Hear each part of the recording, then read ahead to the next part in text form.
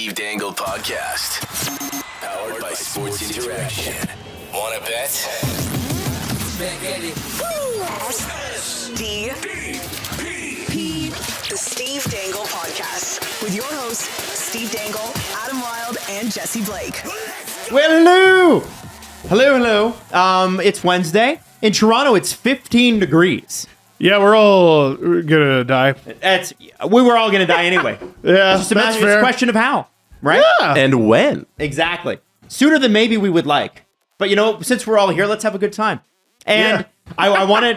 Remember, I was showing you the Kevin Durant jersey. Love I that. want to show you one from the Islanders. This time is for Bo Horvat, and it's Anthony Beauvillier's jersey, but it says Bo Horvat. That's hilarious that I'm seeing that for the first time. Steve's I just thought it was funny. I also shout out to the thought it was Islanders funny. fans. That's a very funny thing that I definitely didn't bring up on the show. Did you bring that up? Oh, I'm sorry.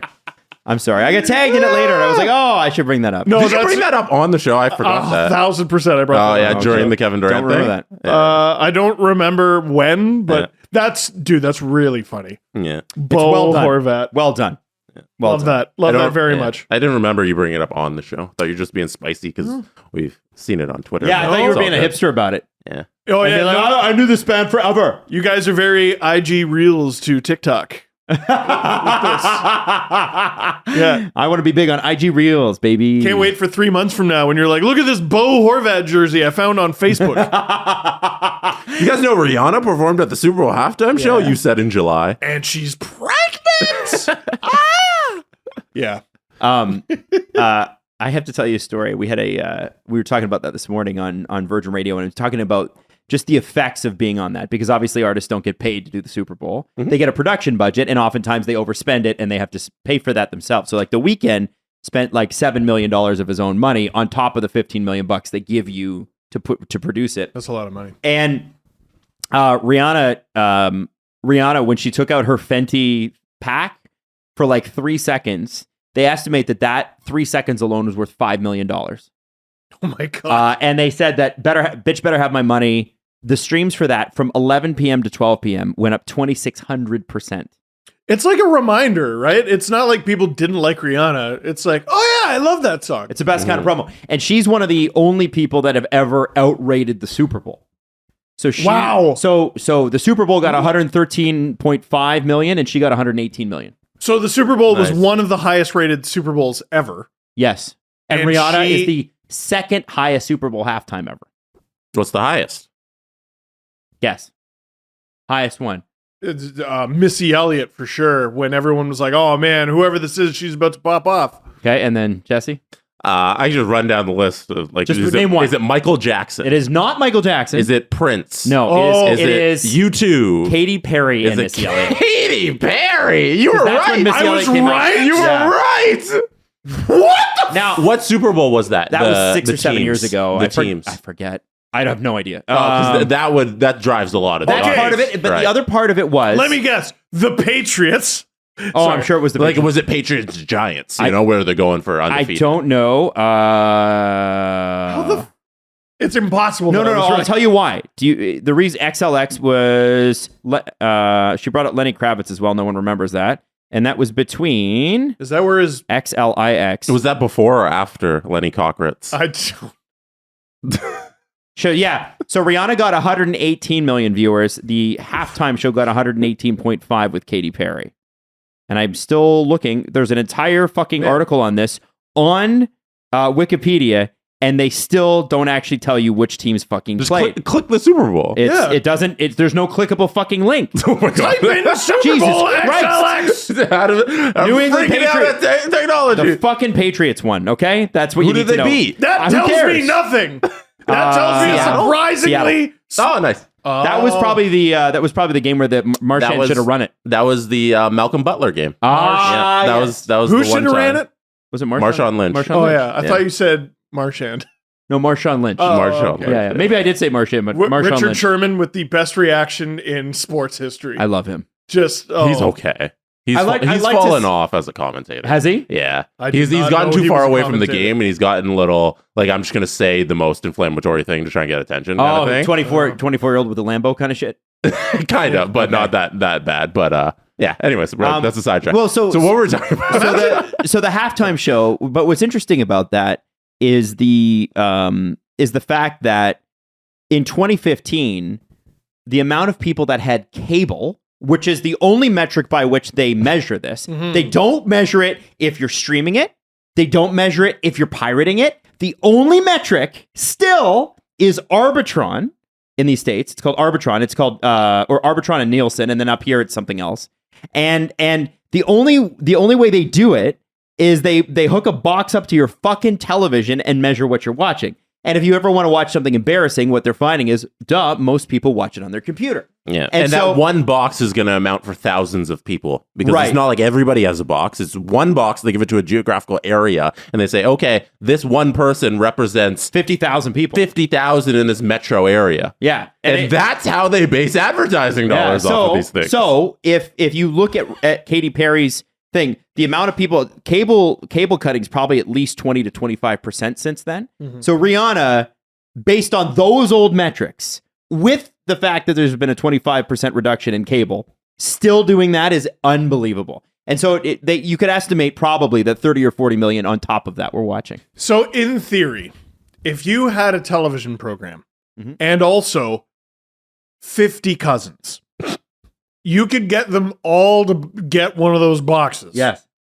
You are describing an episode of Family Guy. Is that an actual episode of Family Guy? An episode of Family Guy where I think it's called Peter Gets a Nielsen box. The Griffins become a Nielsen family, I think is the title of the episode. Really? Yeah, and the Peter gets a bunch of Nielsen boxes. He steals them out of the back of a truck, and then he directs TV.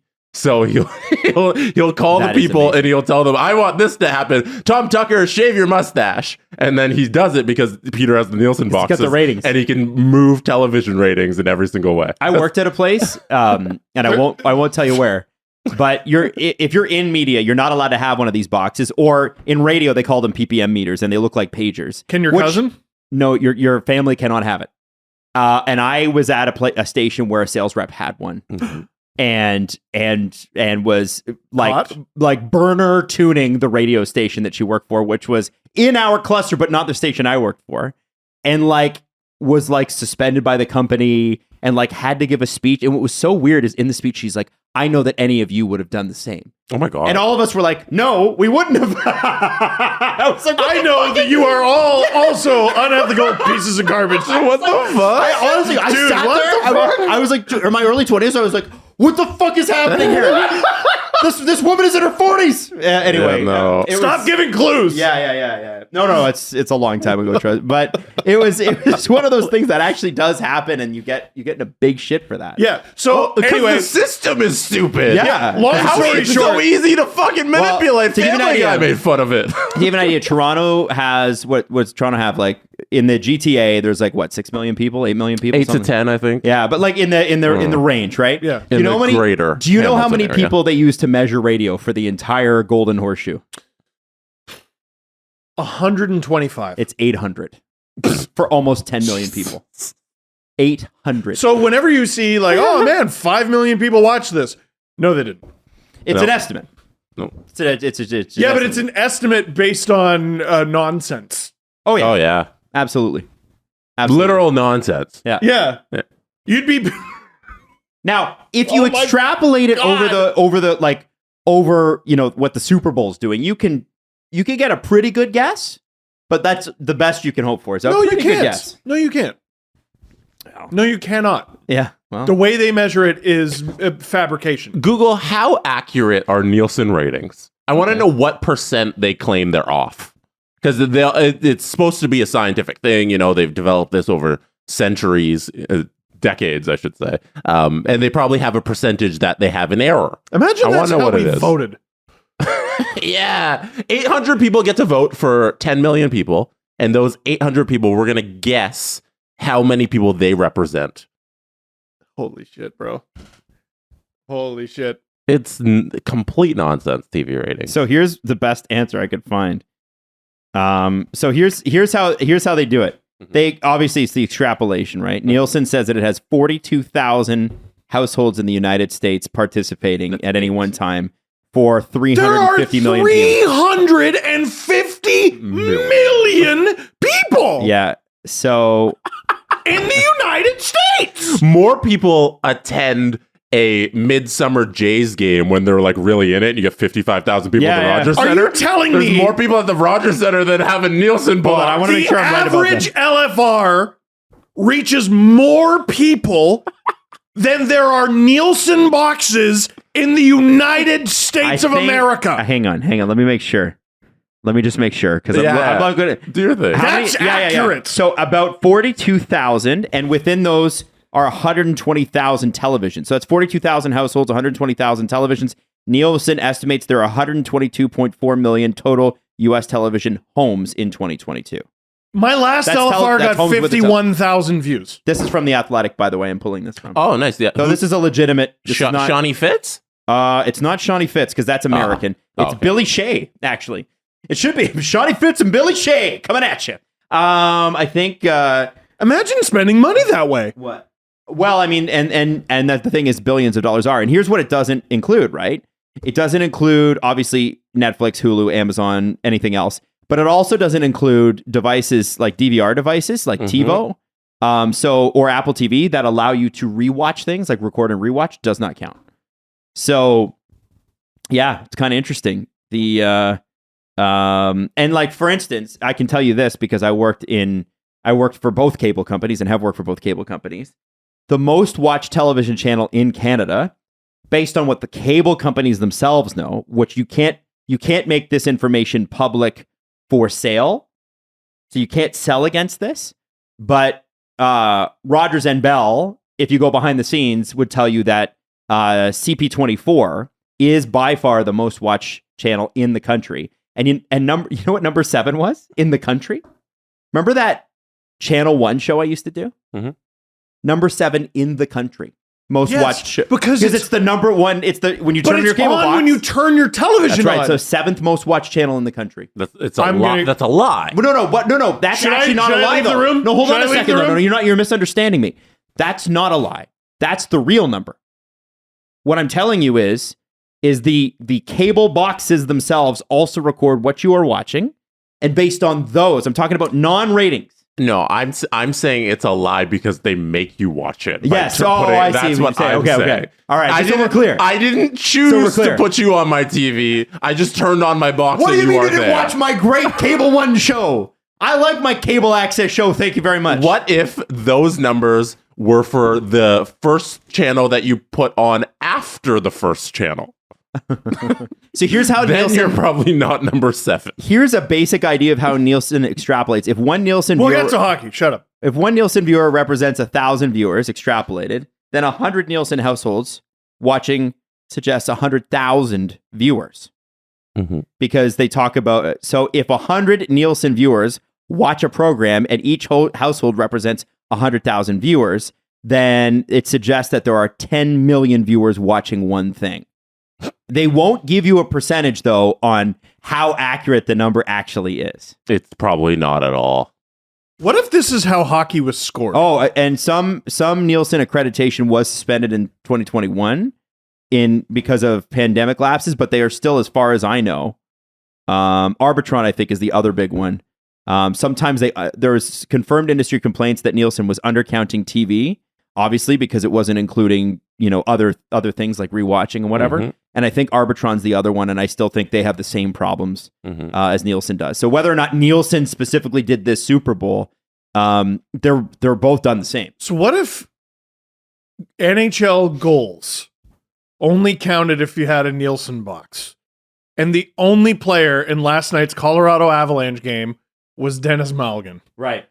and each goal he scores counts for 10. So they They won 10-0. That's right. It's a wild thing.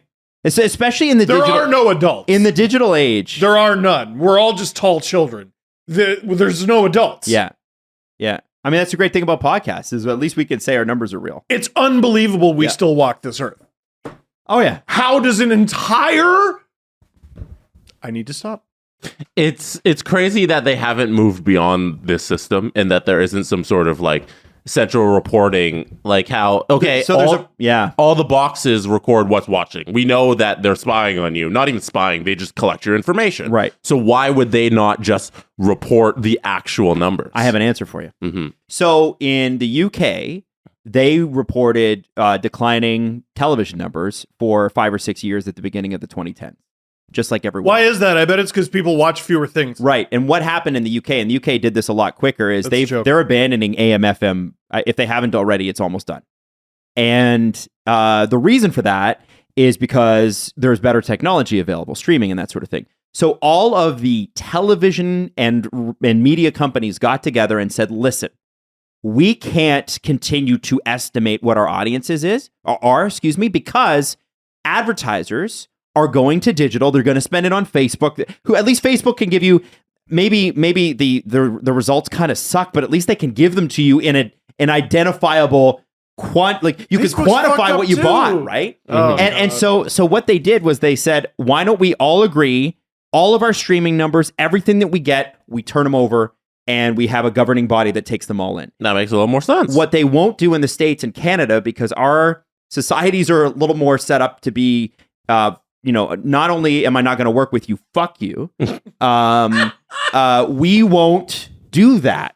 Like, essentially, like, there's two companies that own about 90% of the media in Canada, right? I work for one of them. SDPN. That's right. Yeah. And so, they are cable companies, and they're diametrically opposed. Like, they do not get along, do not work together. I'm going to Google. Except for owning the Toronto Maple Leafs, which is super weird. I'm going to Google And- diametrically. Raptors TFC, Raptors Argos. TFC, exactly. All the whole thing. Marlies. Larry Tannenbaum also says hello. Yeah, and Lawrence Tannenbaum Sir Lawrence of Tannenbaum is the main sort of, shareholder there. Yeah, But he's the bridge. My whole point in saying that is that the same thing happens in the States. The idea that ABC, NBC, CBS, and Fox would ever work together and not try to fuck each other and ever be able to agree on a set of terms that all of them would be able to hand it all over is just impossible. So what they'd rather do is go down. They're still making money, but they'd rather lose the viewership than work together.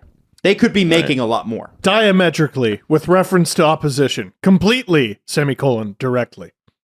That's a big word, Adam. Well, One thing that we see in the music industry is they have their central reporting, because the labels don't control the distribution, unlike in TV where it's like you have the TV product and you put it on the TV, and then you have all the numbers. The labels, they have to go like Apple and Spotify and whatever. So then the numbers kind of go back to Billboard, who then puts them in the charts. But what we see from the labels in the Nobody Likes to Work Together is they cheat their numbers. Yes. They have streaming farms that they don't talk about that that are very illegal to boost these numbers. And then their reported boosted numbers to these central bodies are essentially lies in some respect. Did you see there was one, and I should preface this by saying we've never done this, but iHeartMedia in the States was called on the carpet because you can buy onto free-to-play apps that make you watch a commercial before you play. They would buy time on these free-to-play apps, and they would run 60 seconds of a podcast, and then that would count as a listen for that podcast. Jeez! And then, so then a whole investigation was done, and there are podcasts that are like at the top of the chart that haven't put out an episode in 18 months. And they're like, so a company was like, how the fuck is this possible? So they came up with this huge thing and found out that a lot of like major players in podcasts that are trying to, like iHeartMedia and a few of the other ones, are like, we're basically juicing their numbers on shows that don't even exist anymore. Which is nonsense, though, because like if you had a giant deal with Mars bars and you were like, we get 12 billion listens a year, which is wrong because there aren't that many people. And then no one bought Mars bars. You would know. But I think that the thing is that like Mars buys, if it was Mars in this case, they're buying. I chose one of my favorite. They're buying for the this. best one. I love it. So good. They're doing for the brand recognitions rather than the direct sales, right? So they're just getting their name out there. Yeah, because they've proven that like our human brains are stupid. They've proven that if you just say something enough and it's enough in your eyes, advertising works. 3.29 times. Yeah. If it's just in front of your face, you might not think it does, but it is working subconsciously. Okay, I'm just going to tweet I'm just gonna get bots to tweet Timo Meier at Kyle Dubas for the next 2.5 weeks. You know because what? it works. Honestly, as of this morning, it looks like the bots are working because Kevin Weeks tweeted, and it was actually late last night, that the Leafs are the 4th team now officially in on Timo Meier. Almost on the podium. Now, LA, New Jersey, and I'm gonna have to look up the last one, but LA, New Jersey are like Carolina? the favorites. Carolina, and Carolina actually is the one that, according to Weeks and Luke Fox, if they're both to be believed, which I think they are, they're pretty good sources. Are the Carolina Hurricanes hold the key? Says former Hurricanes advisor Mike Fuda on Real Kipper and Born on Tuesday. Mike Fuda's pretty well known, and I would imagine that makes sense with Pacioretty going down. You've got the space. It's just a question of how does Don Waddell rip off the San Jose Sharks? Because he doesn't make a trade if he doesn't rip you off. So this is the thing. No, how does Eric Tulsky via Don Waddell rip off the San Jose Sharks? And this is the problem. The Sharks have all the power because they have this player. Right. And he's also, they could, in theory, just extend him. Yeah. They give him, it's a $10 million qualifying offer. Here you go. And they just give it to him. And it's like, I'm not going to turn down $10 million. So they have all the power. The Hurricanes, on the other hand, have all the we murder everybody in trades. Mm-hmm. So like if the Carolina Hurricanes are calling you and going, here's a trade offer, don't take it. Yeah, You're missing something. Mm-hmm. No, it's so, and like if you make them a trade offer and they say yes, pay attention to how quickly they say it, So it's two very interesting forces opposing each other. If I remember correctly, they didn't give up very much for Max Domi last year either. I don't think they did. No, I wouldn't remember the trade exactly. It's probably you'd remember if it was a first. Yeah, and it wasn't. And it certainly wasn't, right? I want to say it was like 2 mid-round picks, like a 3rd and a 5th or something like that. That's very interesting. It's going to be in these situations you tend to have to overpay because you're bidding. Yeah. Right? You're having to outbid teams. The Max Domi trade, it was a 3-way actually. What? See? Yeah. Check out the big brain on the Hurricanes. To Florida. Florida? Yes. The President's Trophy winning Florida Panthers. Max Domi, 50% retained. A 6th-round pick that eventually went to Toronto, who selected Joshua Davies. And they got Igor Korshkov.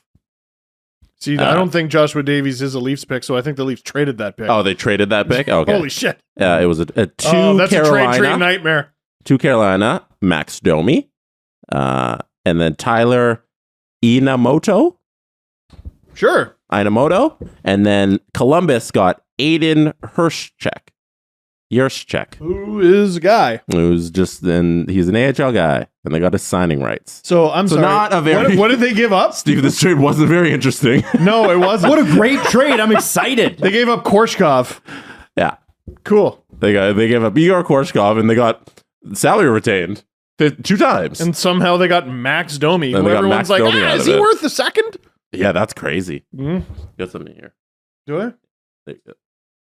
It's because that Nielsen conversation made me like rub my face. That's a little fluff. Oh, thank I'm you. sure we're going to get a Thanks, bunch of babe. people in advertising reaching out going, oh my God. And this and this. If you talk to somebody who was like a media buyer or a media seller, they could rant for hours about it. Mm-hmm. Anyway, let's talk about the Leafs. So are they front runners? Timo Meier? Well, they're one of the 4 teams in. And They're in the race. And Okay. listen, everybody laughs at Kevin Weeks' videos. That guy was fucking dynamite at last trade deadline. Oh. Every trade he had. And I wonder. And Brennan Manel. He beat you to Brennan Manel. I'm sorry, Steve. That son of a gun. I think I think that it's interesting though, because like I think sometimes you have to take a trade deadline as what's available, right? Because Sure. if you're looking for a Victor Hedman type impact defenseman, there isn't one. So you have to look at what's available and go, does that fit? And I think the Leafs, if they could get somebody who's like Victor Hedman, they would. Yes. But they can't. Yes. So, okay, so you're going to do defense by committee, which I think they've already done a pretty good job of. and get that left side impact player that you need. It's very much driven by who's available. Case in point, Antoine Vermette in 2015, who went for, I want to say, a first-round pick plus. And third-line center Chicago, for the Blackhawks. Was it Chicago? Yeah. Yeah. You know what people tend to forget? They won! Yeah. Well, you remember Curtis Glencross, I think he went from the Flames to the Capitals or something like that for like a second-round pick. It was a second and a third. By the next training camp, he couldn't make the NHL anymore. He scored, I did that trade tree, and if I remember correct, he scored a goal. A goal. You can pay ridiculous prices. I mean, look at Plekanec. Although Plekanec's regular season versus Plekanec's playoffs in Toronto, he was great against Boston. That was great. That was what I love about the Glencross trade, and you should go watch this trade tree, is the Flames sold and made the playoffs anyway. Because that was the Cardiac Kids. That was Johnny Gaudreau's rookie Sean year. Monahan and they ended up making it despite being sellers at the deadline. They went on this ridiculous streak, and I want to say they made it just as far, if not farther than the Capitals. Because they made it to the second round, didn't they? Yeah, I think so. And the Capitals, I don't even know if they made it past the first. Yeah, they did all right. That's when the Caps were leafing it, right? They couldn't get over the hump, Could not get over the hump. There's been a few teams to get over the hump in recent years, right? The Capitals, the Blues, the Avalanche last year. Oh, yeah. Yep. It's, I don't know. Who gets over it this year? Is it the Hurricanes? Is it the Leafs? Is it neither? I guess we'll see. One thing you mentioned Could be both. that we got to correct is you said L.A. Is it not L.A.? It's Sorry. Las Vegas. Las Vegas. What the who just lost Mark Stone indefinitely. And Logan Thompson is week to week. But he'll be back. Like, he's not but Mark Stone's salary is how they can afford the it. important thing. Logan Thompson makes $700,000. The important thing why I'm bringing up Mark Stone is Logan Thompson. No, let's. All right, Steve. Who plays in the Swedish Elite League that used to be an AHL forward? The friggin' playoffs. You don't know Jeff Bob? Jeff His name is Benjamin Cons. And he is a guy. I'm trying to make a point about Mark Stone's salary. Make the point. Here we are talking about Logan Thompson and point. Jeff Cons. Is that his name? Benjamin. Jeff Cons? Benjamin Cons. What position does Jeff Cons play? Goaltender. He tends the goal. Jeff and he Cons catches Duchamp? right. He's a right-handed goaltender. Yeah, That's super cool. weird. Yeah, no, that's funky. Yeah. Yes. Mm-hmm. Eclectic. It's worthy of mention. Oh, yeah. IMO. So you were saying Vegas always seems to do this. Yes. They get the guy to go on LTIR until the playoffs. They get a bunch of room. They go get the big fish. This year it's Timo Meier. He fills that Mark Stone slot, and all of a sudden Vegas is in the Stanley Cup final again. It's so wild. Although it does... Mark Stone is sort of entering this weird part of his career where he was an elite two-way player, and now he's had enough injury trouble that it's like, I don't know if this is what he does anymore. Mm-hmm. right. Yeah. Yep. But like, if you get Meier and then you get whatever version of Mark Stone you have for the playoffs, like it's a pretty good forward group there in Vegas. The average Vegas Golden Knight in a few years is going to be like 45 years old. It's honestly, It's funny though, with Vegas and with Boston, they always go out and get somebody. They always who's out on the market? Oh, Vegas is in. yeah. Vegas is publicly in. Boston just gets it done. And so it always I always, like, all people can talk about, they've just fallen over themselves to talk about how hard it is for the Leafs to be able to get this Timo Meier thing done. It can be done. Mm-hmm. And guess what, guys? And I hate to say that, and I am not a pro trading Matt Nyes person. We don't know if that guy can play at the NHL level. You know who can? Timo Meier. Yeah. Matt Nyes might be good. He might even be great. A boat's a boat, but the mystery box can be anything. Exactly. It could even be a boat. Sometimes you gotta Vegas it. Sometimes you gotta Boston it. Now Vegas, as much as you want to laugh, they were very good last year. Okay, but they made the Stanley Cup final and the conference finals within like 3 years of getting and into the they league. Barely missed the playoffs in a season where they had so many injuries. Yeah. All starting goaltenders that they tried to run out there got injured. I'm not even totally sure that Robin Lehner's ever going to play again. No, it looks like he's done. Eichel played with a broken hand. Yeah, to try And a fused neck. Yeah. So, like, they had very few players in the lineup, and they should have had fewer. Yes. Yeah. So the one thing about Vegas going out and getting everybody, though, like some agents who have podcasts might argue that the way they treat players isn't the best, and running them in and out of town isn't a good way to run a hockey team. Because they lie. That's Who because said they that? lie to them. They lie to them publicly. Alan didn't say that to me. No. Who the frick is Alan? Nobody said any name. Who the frick is Alan who uploaded the podcast yesterday? You can be ruthless as long as you're not lying Himself. about it. Just be honest. Hey, we're going to move on.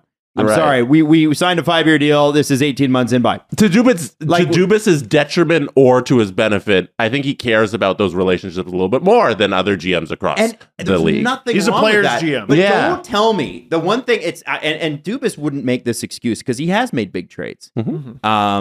But don't tell me that it's not like there are people like, well, I know everybody wants it, but everybody's talking about on Twitter about how it's not possible. Oh, it's just I can't see how that's possible. Well, if you were the GM of the Toronto Maple Leafs, it's your job to see how it could be. And I this whole thing about future proofing, the one thing that Vegas has done, the other thing that Boston has done, and you eventually have to rebuild, but what those guys have done really, really well is they go, here's a bunch of players who are good at the NHL level. We're willing to trade guys who might be for guys that are. And if you collect enough good players at the NHL level, it gives you a better opportunity, to win the Stanley Cup. And I think sometimes when we talk about this in Toronto especially, because we wasted draft capital when we shouldn't have for so many years, there's in the fan base, and I completely get it because I feel it too, there's a little bit of, I'm freaked out about trading a prospect because what if that turns into guys that we let go? Luongo, Niedermeyer, who else? Alex Steen. Kenny Johnson. Okay, so here's where the Leafs have gotten bit historically, and yes, this shit happened in the 90s. Scott Niedermeyer, 3rd overall pick. That's not happening. Luongo, 4th overall pick. That's not happening. You look at the, with all due respect, but you look at the first round picks who the Tampa Bay Lightning have said goodbye to in recent years. Fart. Like, just not stars. Rask is different. That was so fucking stupid because he was I want to say 24th overall pick or 25th, and had enough evidence that he was a fucking star in the making that they shouldn't have traded. Brian Burke said, "We're going for it, and I'm moving this." That was John Ferguson. John Ferguson Jr. Yes. JFJ said, "I'm going for this." And we're moving them. They and traded Pogie's our guy. Tuukka Rask to the Bruins. John Ferguson Jr. was the assistant GM. Andrew Raycroft was in the broadcast booth. You mean now? Yeah, and then they played the Leafs and beat them repeatedly. You can't more shit on a team. You can't actually take more of a shit directly on a team's head than the Bruins have on the Leafs. To your point that it doesn't come back and bite you. Sometimes it does. Yes, sometimes these guys pan out. Yes, but are you willing to take that risk? Is it the right guy? You're conflating trade deadline deals with simply purely stupid fucking trades. Like that stupid fucking trade happened in the offseason. Yeah. Whereas these deals where Tampa deals away their future, they happen at the deadline. And a lot of the time it's players they picked. Yes. If Tampa's willing to give you someone, don't take them. Stop it. No one is better at going whoops. But Tampa drafted them, so you might want them. Well, this is the wild thing. If Tampa drafted them in rounds, let's say 3 through 6, you should go get them. They're probably a star. Yeah, if they're not even 7, we'll throw in 7. If they drafted them in rounds 1 or 2 and they're offering to you, throw them out the window. As a general manager, I'm just saying you need to weigh all the options here. It's sometimes it's the go for it, and the Matthew Nice thing. I completely understand where people are like, I don't want to give up this prospect who looks so good, but I get it. There's nothing's been proven there, and people don't want to give it up because they haven't seen it yet. Like, what if he plays a couple games in the NHL, and you're like, oh, I get it. We haven't even gotten to that point, and you're already giving him up, but if there's a chance to go get a star like Timo Meier, You just go get it. eventually we have to say we're not looking down the road at 3 years. We're looking at winning 2 rounds. We're looking at winning 1 round here and go get this team a top line winger so that they can go do it. And who cares if you mortgage Matthew Nyes? We don't know what he's going to be. And that's the other thing is that, like, listen, it doesn't have to be Timo Meier. Right. But it has to be the one out there right now. It has to be this idea of future-proofing a team that's in win-now mode. Like, people are talking about, like, well, maybe we just wait till next year because Boston will be less good. Didn't we say that last year? Oh, I mean, like, Bergeron might retire. Fucking, not only is Bergeron back, Krejci's back, and they've had such a good year. Why the fuck would they leave? They could just sign again. They've made their money. They're going to sign some college free agent named Ross Boston, who's going to fucking score 70 goals and win the Selke.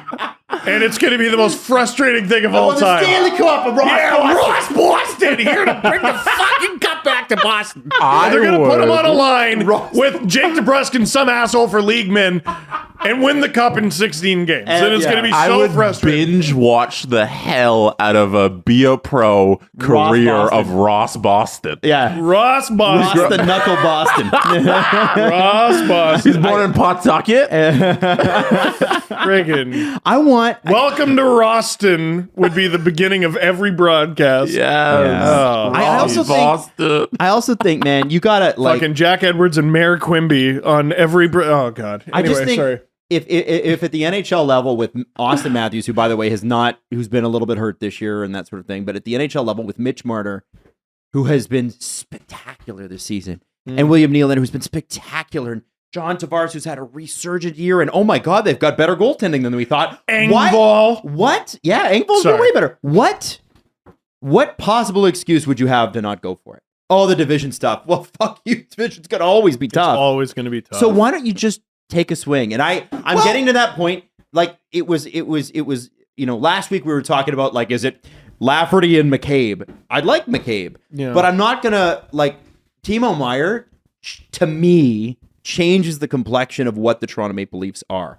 All of a sudden, you have, because I think it's going to be Bunting, Matthews, Nylander, and then it's going to be Meier, Tavares, Marner. What a fucking disaster to play against. Yeah, horrible. This is why Kerfoot to me is the perfect candidate to trade, because I feel like we talked about this last show. He's in your bottom 6. He makes $3.5 million. You can't do that. No, you can't do that because of the way you designed yourself.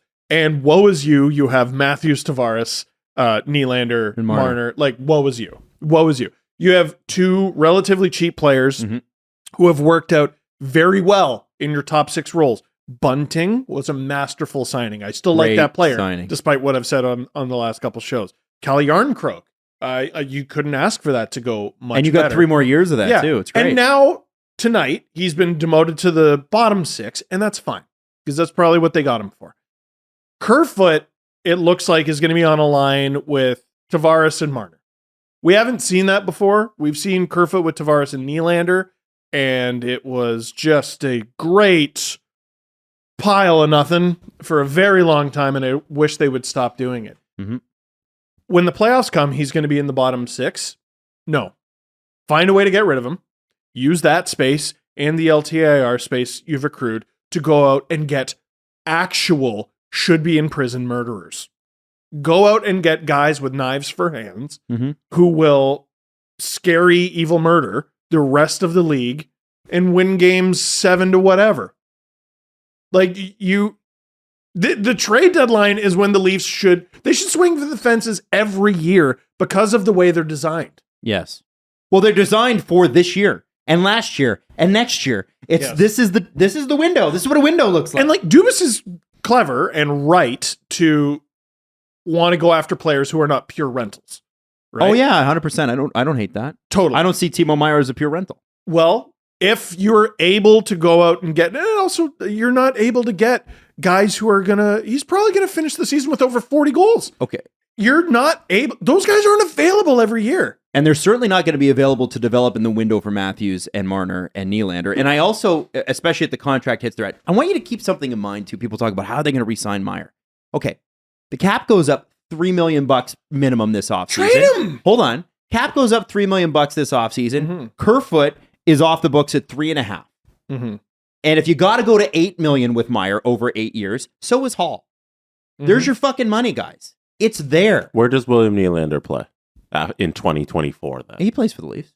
in 20 with Meier on the team making $8 million, because it'll go up again. plus John Tavares making 11, plus Mitch, I plus think Austin's 13. They're talking about this like it's going to go up, like it's going to pop, like it's going to be 10 to 12 million over 3 years. Okay, there's going to be money. Let's say it doesn't. I have an idea for all front offices out there, not just the Leafs. Logan Thompson. That'd be a great idea. Yeah, Yeah, it'd be great. Sign a starting goaltender for League Men for 3 that'd be years. super good. I That'd like be that, that'd yeah. be super good. Joseph Wool. There you go. Or do your job. Do your job. Make it work. Make it work. Like, oh no, we're gonna have to trade William Nylander. Yeah, I suppose it's something you should do. Do your job. Oh, I think that's a non-starter. No. Like, let's say, we want to keep Willie though. Oh, Yeah. okay. You know how you can do that is trade Timo Meier. Oh, well, we don't really want to. Well, I have news for you. You have to do one of them. So do them. Yeah, but stop it with the yeah, but do your fucking job. You're trying to win. Well, yeah, but we can't afford it. Oh, okay. Well, then trade one of the big four. Well, we can't. Well, gosh, it sure looks like you just can't do anything. How about I fire you and hire someone who can? Yeah. If you can't, you simply quit. Right. Do your That job. is not your job. The idea of getting Timo Meier at the deadline and then flipping him before during the offseason when he's still an RFA to a team that wants to sign him and getting an asset for that back, I think that's a very creative solution. You don't even necessarily have to get good value for him. No, just get something. Yeah, because something where in a normal circumstance you get nothing. Let's say it costs you 4 draft picks, right? And you're able to recoup one of those picks. All right, cool. It costs you 3 draft picks. Mm-hmm. For an elite trade deadline player, yeah, that's normal. And you got that whole postseason run with Timo Meier. And I get it. There will be articles 4 to written. 7 games of it. There will be articles written going, the Leafs have, again, nothing to draft this year. Boo-hoo, man. We would love so many of the moves they've made in recent years if they had just motherfucking won around. If the Leafs won around with Nick Foligno, do we care? I will die on the hill that that trade was fine. And until his back got injured. If he was healthy, honestly, I still think it was too much. Was healthy, Even at the time, I was like, it's too much. If Tavares was healthy, I think they win in 4. If Foligno was healthy, even I think they at least win the series. Taylor Hall and Nick Foligno cost about the same thing. See, the wrong I thought thing, it was fucking stupid. The thing that they didn't do was go get silly, Taylor Hall. But that's fucking stupid. There's no. Silly. It's like that was the one time I think you can definitively say in Kyle Dubas' tenure that he deviated from his own plan. Oh yeah, the Kyle Dubas that we have always known would have got Taylor Hall. There's extended footage because remember the Amazon documentary? They filmed the whole thing. I will pay 1 million Nielsen rating box dollars. Yeah. Which is $1. 400 actual dollars. Yeah. But then some people in your house might have a couple of TVs. So Right. then it's like, We have to account for that. yeah, $150. Yeah. I have in my possession, let me think, a Steven Stamkos rookie card. Several Felix Potvin game used gear cards. Whoa. Anything's autographed? Oh yeah, I got a few. You know what I got? I got a Curtis McElhinney rookie card. Autographed? The Calgary Flames autographed By him. by him. Did you have that? Imagine it was signed by someone else. It was signed by Randy Jackson. I meant stamped or in person. Oh no, it's stamped, but those No. ones are more valuable because they're verified. Yeah. They're certified. Oh, okay. Yeah, Damn. not bad. See, check out the Rook. Oh, No, wow. but This like- guy doesn't know the collector lingo. You don't know how the market works. Ken Reed would be. Yeah, you don't know Right how now. the peachy? the card show Am I in Coho? Milton goes. Coho is a. You make me sick. I'm Coho. doing Ken Reed stuff. Show me the extended cut. I need to know who to blame. / praise For what? Where were you for going the with Foligno trade. Oh, Because okay. Shanahan is in the Brendan, yeah. room brooding and saying nothing, Mhm. and I want to know what he was there for. Mhm. Yeah, no. Brendan in the video, I think, gives them the thumbs up to make the Yeah, pick, of to course do he the does. picks for Foligno. Well, listen, he hired him. He's got to give him the thumbs up. But then, Do you think Lou gets the thumbs up from Islanders? Man? I think Lou is the thumbs up. I think from that's a Islanders different management. situation. That's what I'm saying. Well, and I think what happened last year, again, I keep bringing it up. So none of this is to say Kyle Dubas won't make a big trade. That Hagel Marc-Andre Fleury deal would have been a game changer for the Leafs, and for whatever reason that got nixed. I don't know why, but it would have been a spectacular trade, and Hagel would have been exactly what they need. He would have been a cheaper Calle Ornkrok this year. You know what? I just got a text that was relevant to this conversation. Hit me. Producer Drew, who is a shithead, texted me. Scott Wheeler recently, as in today, this morning, released the drafted NHL prospects rankings. He did the top 50 skaters and the top 10 goalies. Mm-hmm. And Drew sent me this text. Elite and untradeable Matthew Nyes is ranked 42. LOL. Ha! There you go. Listen, every fan base, and this is another thing you need to remember, and you have to look internally, and I do this with myself. Every single fan base, every single one, all 32, overrate the prospects. Mm. Every one of them. Especially the ones that are rebuilding. Yeah, because that's all you kind of got. Yeah. Hope. Habs fans, you're giving me vibes that I once saw in myself. I remember writing when we did the top 20 prospects on theleafsnation.com, which is the reason I invented the prospect pyramid, because 20, fuck all that. That was too many. It's a lot of prospects. The number one ranked forward, and I thought he was going to be hot shit, Josh Levo. What about the piece that you did on Andrew Nielsen and how the Leafs could have found a gem in Andrew Nielsen? Dude, and by the way, all of those pieces, why does Sportsnet write so much about the Leafs? Because they all did fucking gangbusters! Well, there was nothing else. All of them! There was nothing to read on the Leafs at that point because they were so fucking bad. Dude, 2016, I was one of the, I was one of the highest hit authors on the website doing features on the likes of defenseman Andrew Nielsen, forward Colin Smith. Remember Colin Smith? I do remember Colin Smith. Tobias Lindbergh. That was a big trade from Ottawa. Huge fucking trade from Ottawa. Oh my God. And people couldn't get enough of it. Like, we're talking like... Well, you got to hang your hope on something. I get it with Habs fans right now. I'm excited for them. Yeah. Whatever. And, That's great. And I'm not saying all their prospects are going to be busts. No. They have some murderers. Yeah. It looks like. But it might not. You don't know. But it's a mystery, but you also never know what's going to happen. At the end of the day, you hope for. Here's what I wouldn't do, though. Okay? What? Can I tell you I would not do this? And if your GM does this, I don't know. Maybe I'll live to regret this. But CJ said on Insider Trading, and I think he expanded on this a little bit with Julian. CJ has another job? Yeah, he was. The CJ show. You ever heard of it? Yeah. He said the teams are just shocked at what Jarmo Kekäläinen is asking for Gavrikov. So the asking price in the sport pay attention to it at all? Hang on, let me just give you the asking price before you jump on that, because I know you've seen this, but I want anybody that hasn't to just catch up on that. Okay. So the 3 draft picks they're asking for a first, a third, and a fourth. Was at least what one team was told, and he is a pending UFA, and he and his agent have not signaled that they're interested in talking an extension. Meaning they're actually not interested in an extension. We don't want to talk. We're going to the open. He doesn't want to He doesn't want to sign an extension in Canada. We know that. Yes. Yeah. I've heard it, and enough other people have reported it. He's not going to sign in Canada. But we're like 2-3 years removed from Foligno going for a first and 2 fourths. The price has been jacked up to a first, a third, and a fourth. He's a right-handed defenseman. No, he's not. Oh, he's left? He's left. Oh, jeez. I know. If he was right, you're like, oh, I get it. That's 3 firsts. But he's left. You're like, oh, well, that's bullshit. That's now. Kevin Durant price if he's right-handed. Absolutely. That's why Jake McCabe's going for so much. There you go. He's left, but he can go. He can play left and right. Here's the thing with Timo Meier. Objectively good. Here's the thing with Vlad Gavrikov. Objectively bad.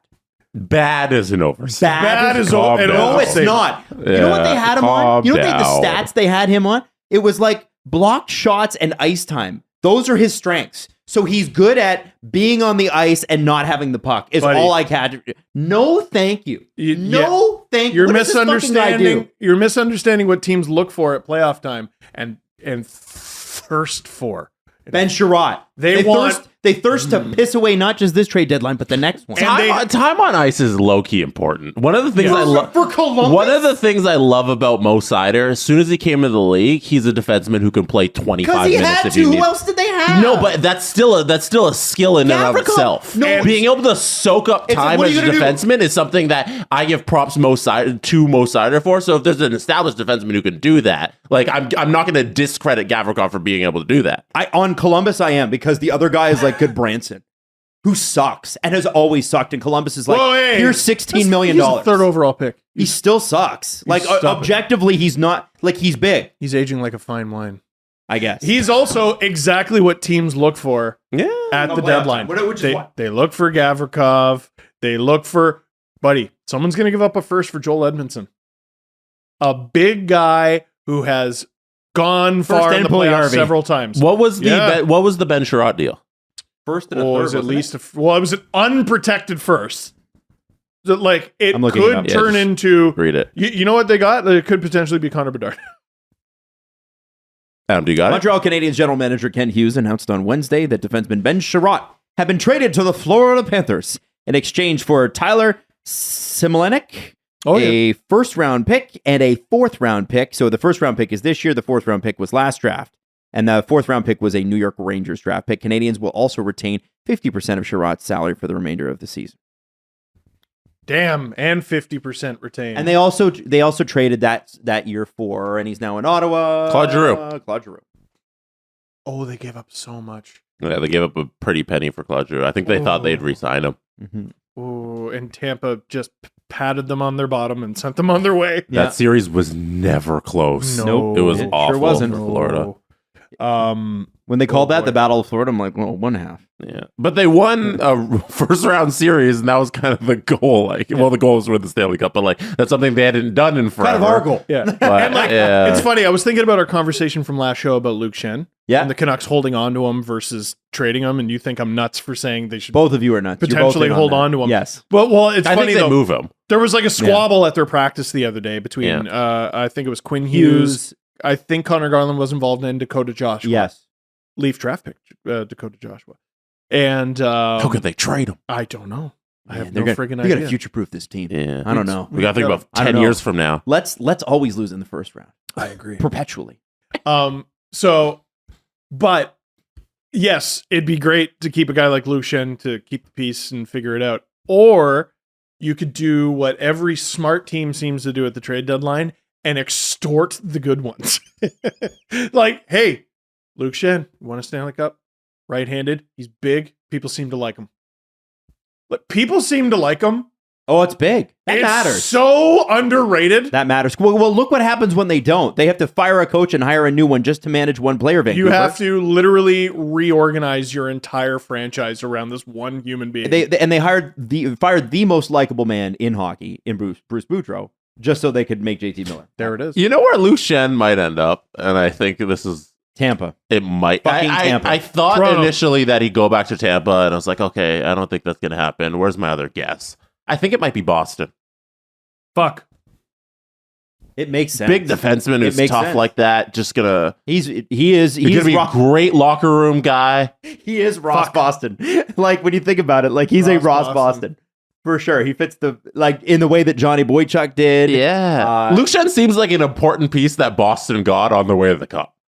You know, like I can envision Boston in the Eastern Conference Finals, and they got Luke Schenn at the deadline. Everyone was like, "Oh, that was a great move." And one of their top defensemen's down, so Luke Schenn's playing 25 minutes, and we're talking about what a hero he is. Not, oh my God, he's going to make so much money. He's going to be a $3 million, $4 million. I can just see it happening. Ross Boston passes the cup to Matt Saskatoon, which is essentially what Luke is. By the way, let me throw this out there. The only thing I did read this later. The only reason that I think it makes sense that Luke Schenn stays in Vancouver is his wife is due to give birth around the trade deadline. Oh, that made it much more. I'm like, okay, yeah, I can understand not wanting to be away for the first. I didn't know that. I heard that as well, and some people took it as they're going to move him soon so that he can get accustomed to the new area, and then his wife gives birth, or they don't move him so that whole thing goes smooth. I can't. Being a hockey player would be the dream, but I have to say the personal penalty that your family does take, and I know you're making millions, I get it, but there are some serious sacrifices. You're on the road for, it's like 60 nights a year. And depending on playoffs, it's like 80, 100 nights a year. You're just not at home, not even in your city. Like, you can understand why the Caps were like, after winning the cup, and then it was the COVID Cup year, and they were like, fuck this. Let's get drunk and lose in the first round and then go home. Like, I don't blame them at all.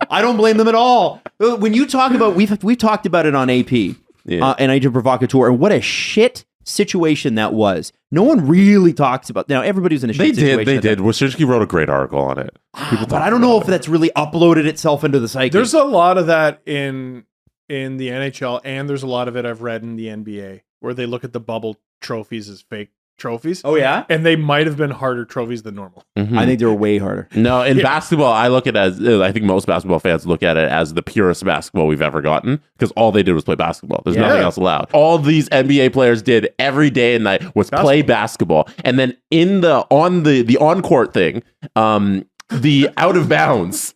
The actual basketball was a little better because there was no crowd. There was no crowd around the court. So you don't have to worry about running over someone. You don't have to worry about anything. Oh no! So the basketball was a little tougher too. It's one of the greatest things I'll witness in my lifetime in terms of sports. These bubble playoffs. And where are you laughing at? You just reminded me of the best chirp of all time, where Kyle Lowry gave out his room number so he could fucking fight somebody. Does that happen?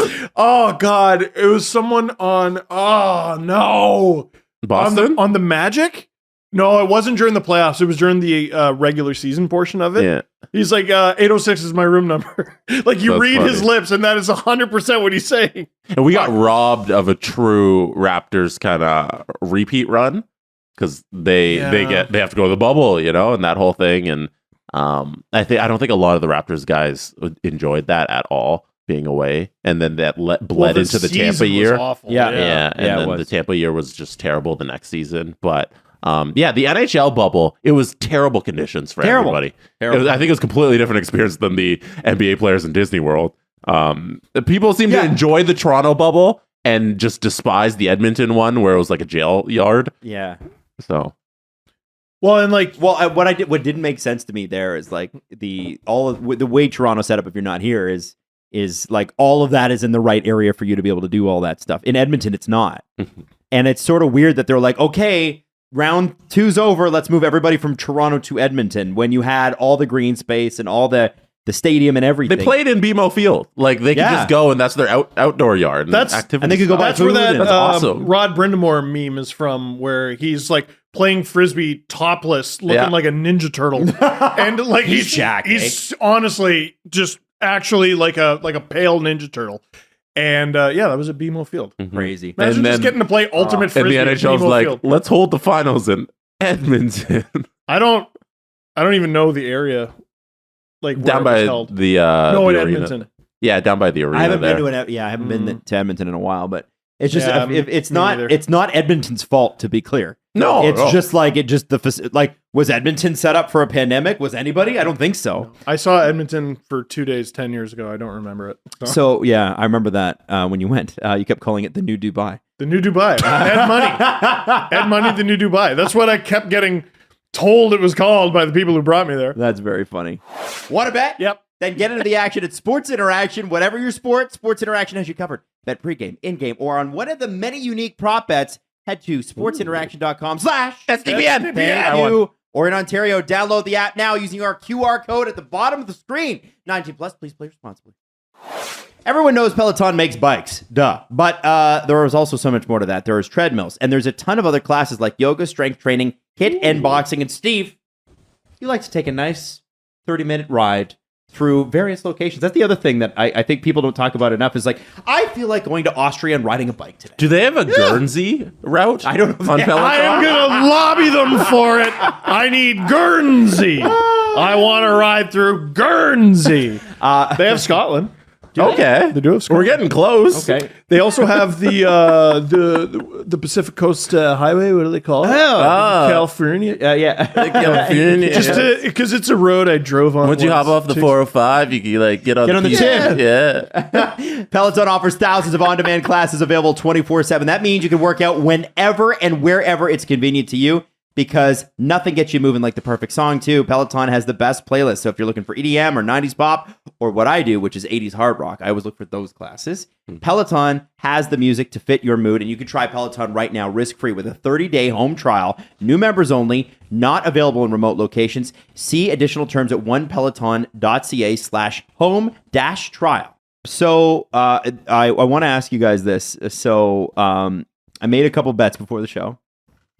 Before the show. Yeah, today. My $2. So Are you also $2, Adam? I am. You know what? I'm $2ing it because it makes it fun. It just makes it fun. You're like, oh, I'm gonna sprinkle a little of this and a little of that. I was $1, Steve, yesterday. Were you on 3 different things, and I won them all. But I wanted to ask you about this one first. And even if you're not a football fan, I want to know if this is stupid. And I only could win 62 cents if I get it right. Okay. Will Tom Brady ever play another NFL game? And I took the no on that, but that is one of the props available with Sports Interaction. And you only get 62 cents on $2 off of no. On yes, it's like 5 times your money. Oh, it's a tough one, right? But I actually think this time he's done. Did I pick the wrong thing? No, I think you're right. I think he's done. But maybe he's not. Tell that to the guy that paid $2 million for his last game used football. And then 5 days later, he comes out of retirement. Oh my God, man. I put $1 on Timo Meier over on 4.5 shots. I put $1 on Erik Karlsson over 2.5 shots. And I put $1 on Sidney Crosby over 0.5 assists. He had 3. Ooh. That's a good bet. And this is the part I love the most. Crosby over. I won 87 cents. Yeah. Oh, I like that. So Sidney Crosby. Okay.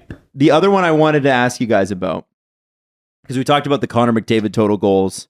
I took 65 to 70 goals. That's what I think he's going to get. That pays out at 380. When did you do that? Today? Today. Yeah. Okay. Because he's got 52 he's got 50. No, 50. No, is he at 50? No, it's 52 games. He's at 45 or something like that. It's a ridiculous number. He's ridiculously. It's not 52. Excuse me. But the other one I took. talking about him chasing down Gretzky. The other one I took. Canadian award sweep. A Canadian to win the Hart, the Norris, and the Rocket this year. So I think the Hart and the Rocket is a lock. Right? Yeah. It's you an got that. That's absolute McDavid. lock. Yeah. But the Norris is the one where I'm like, because it's basically 5 times. Whoa. I think it's Erik Karlsson. You think so? If he hits 100 points, it'll be the first time since the 90s that anybody's ever done it. I think you give him the Norris for that. And Adam Fox is also having a great year, of course. And he's American. He's American. And Josh Morrissey is Canadian, I think. Yes. I think so. Yeah. Like, who's the best Canadian defenseman right now? Well, this season it's Josh Morrissey. Cale Makar's had a bit of a where's Josh Morrissey from? He's from the I thought he was Canadian. He's Canadian. Oh, okay. I don't know what province. From Calgary. Oh, okay. So yeah, it's you're betting on Cale Makar. Josh Morrissey beating out Erik Karlsson. Cale Makar's injured right now too, and is on IR. Yeah, Steve's team is hurting because of that. Oh yeah, it hurts. I'm winning this week because I got Timo Meier. Yeah, but that is not a yes or no. It's a yes. Do you take it or there is no other answer? Oh, I don't take it. They're not. I don't see a Canadian win. I took it. You better hope Erik Karlsson tails off. I don't want to. And then Josh Morrissey surpasses him because I think he's a front runner easily. Yesterday, Karlsson. Oh, Karlsson. Yeah. Yesterday on Agent Provocateur. Boo. I had. So obviously we know the Marty Walsh situation. CJ and Julian covered it really well on the CJ show. Marty Walsh, not Alan Walsh, and not related to Alan Walsh, is the Labor Secretary for the United States of America, which is a pretty big position. Thank you for clarifying. And he's going to resign that position and join the NHLPA as their new head when Don Fehr steps down, if that's ever going to happen. Executive Director of the Board. There it is. This so is new title. I called Alan and I'm like, I want to do a show on this. I want us to do a show on this. And I want you to give me the 4 things that the NHLPA needs to do now. What's new director, new reset? What do we need to do? And Alan sort of broke them down. And it's been interesting watching the reaction because Alan talks about the fact that the stars are not engaged in the NHLPA at all. Like it used to be that when the PA had a meeting, the stars, the big names, the Gretzkys, the Lemieux would go in the summer. They don't come anymore. It used to be about 200-300 people that would show up. It's now like 30. And so they got to re-engage the big players. And the other one that I thought was interesting, and there's 4 different points in this, you should check it out, but group licensing. So the NFLPA makes $300 million a year on group licensing, trading cards, video games, those sorts of things where they sell it. Wow. So the NFLPA, believe it or not, cuts its players a hundreds of thousands of dollars check, each of them, at the end of each season. And the NFLPA also takes some of that money and uses it to fund the NFLPA. Yeah, which is reinvest. And listen, not a perfect organization, but imagine being a hockey player and getting a gigantic hundreds of thousands. Like for Do some they of the, not? For not in the same way. No, I don't even know. I don't even know. It might be tens of thousands. Imagine you're a hockey player. Like some NFL players, because there's like 60 guys on the roster, are making quote unquote league men. So what is that? $1 million maybe? Maybe less? In the NFL? I don't know. And so those guys sometimes will have paychecks from the NFLPA that almost rival what they made that season. Wow. Nice. And that's a strong union. That's a strong... Well, it was broken in the 80s, so maybe not so strong. They don't have guaranteed contracts, stuff like that. Oh, yeah. No, that does hurt. But it's a financially far more stable union than the NHLPA. So what I thought was interesting about that is, who the fuck is thinking about that? Like, I'm not thinking about that. No fans thinking about that. No. But Alan, because he's in it, thinks about that. And I just thought it was a really neat sort of episode, and I hope you check it out if you're interested in that type of stuff. It's fascinating. The nuts and bolts. Yeah. What other thing that he said was fascinating is the millionaires versus billionaires debate. Oh, And, yeah. like he's like, it makes me cringe when people describe it like that, because the players are the product here. And if the team's making $1 billion, we break down the numbers. Sometimes, like occasionally, it'll come up. If the Leafs have a home game, the revenue they're getting from that day, it's like $3 million. Is about, I think it's about two something right now. The players are the thing that brought in that $2 million. Yeah, I was like, Larry Turnbull. And every single game they get that $2 million. And to argue against that they don't deserve a decent chunk of that is ridiculous. Because it's not like that money's not going somewhere. If you're arguing against the players getting more money, that money doesn't just vanish or it doesn't go in the fans' pocket. Like, it's just going back to the team owner. So why would you not be on the side of the actual product that they're selling that generated the $2 million in 3 hours for this one game? Why should they not deserve more of that money? So I'm sorry, you are gaslighting our audience into thinking Bruins fans show up to TD Garden to cheer for Brad Marchand and Patrice Bergeron and David Pastrnak instead of their unending passion for funding Jeremy Jacobs' ice cream empire. Right. Are you serious? Does it make more sense that the guy who you're going to watch gets more money than the person who just is in the background and owning it? To jump on that, Jesse, you remember the part where Gary Bettman in that first real lockout in like 2004, 2005, whenever it was, he said, we're getting a salary cap because we want to make the NHL more affordable for fans. Yeah. We want to bring down the ticket prices. Thank goodness. And as soon as the lockout ended, every team raised ticket prices because, as Alan says, ticket prices have nothing to do with player salary. No. Getting back to the star point, that's such an interesting thing because you said Gretzky and Lemieux used to go to these. Oh, yeah. They were the ones, and Alan talks about this, they were the ones that actually created the group licensing because they used to control. Gretzky used to make all the money from every hockey card he was featured on. So did Lemieux, and they would have made a lot of money. And then you'd have like Ross Boston, who was there for a cup of tea, and he'd make nothing.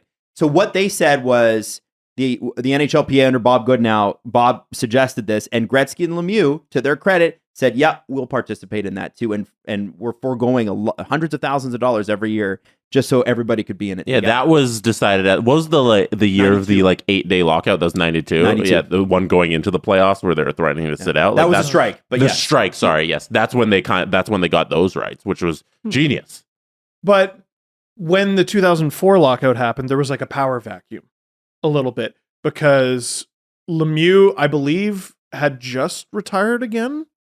I don't know. I think it was 95 he retired. But I don't know, maybe I'm wrong. But it was the post-Gretzky era, right? So you don't have this No, they were star there. power. They were there. In 2004? Oh, 2004. I thought you said 1994. No, he's talking about the 2004. Yeah, you're right. lockout. You're right. So it's the post-Gretzky era.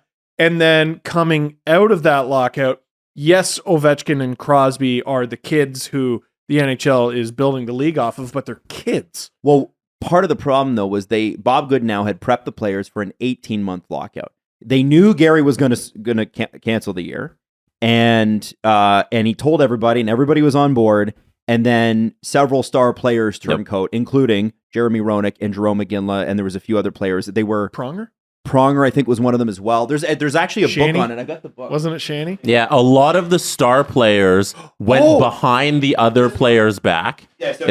Yeah, Bruce Dobigan. He's a Calgary writer. Money Players. This is the one you want to read if you really want to know. There's a comment underneath the video right now saying name the players. There it is. It's a book.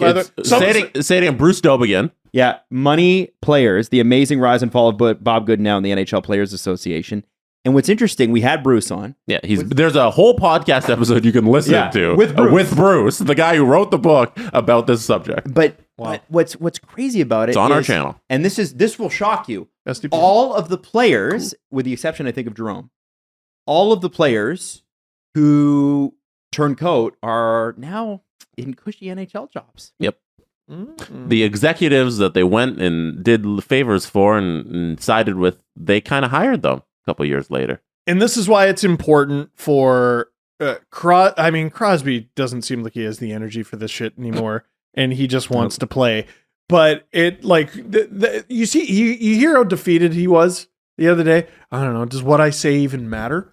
That's how he was raised, basically, in the NHL, because he had all this power, but he was 18 and wasn't able to really recognize it. So he was beaten down by the older stars of the league. This is why it's important for McDavid and for Matthews and for, I don't know, who are the other bigger stars? And some of the older stars, Kane, Crosby, Ovechkin. All do you guys know the players on the executive board of the NHLPA?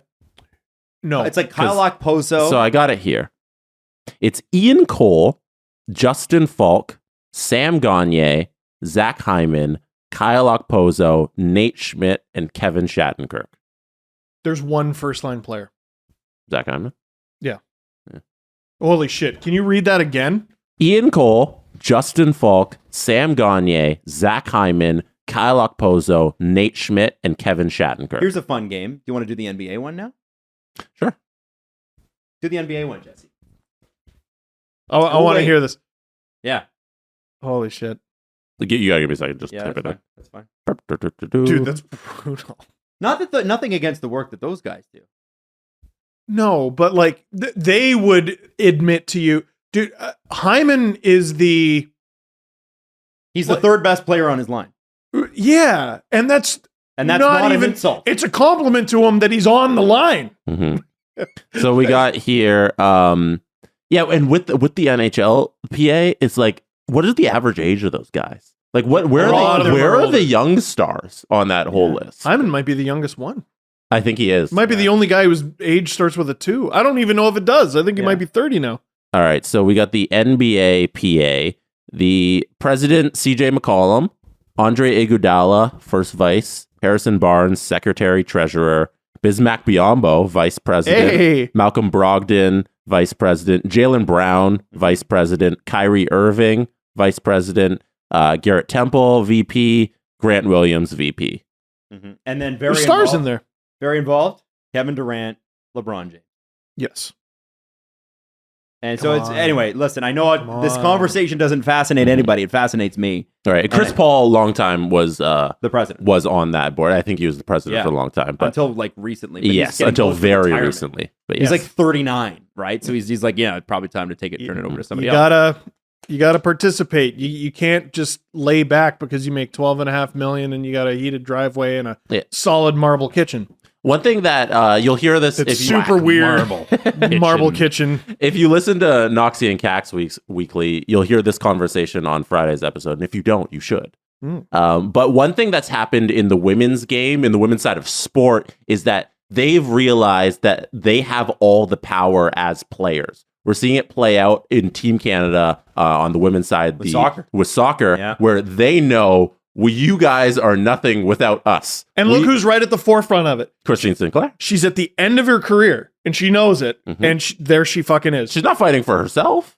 No, she's fighting for her peers and the future of her peers, right? The future of the sport. So that's happening in the women's game. It's happening on the hockey side as they're trying to build a league. They realize we're everything. All the stars, MVP, Nurse, Knight, they're everything that the game is. And the men's side hasn't really realized that in terms of hockey. The basketball players realized that in the bubble we were talking about when Giannis went to his teammates and said, as the George Floyd incident happens, it was Giannis and the Bucks who said, we're not playing tonight.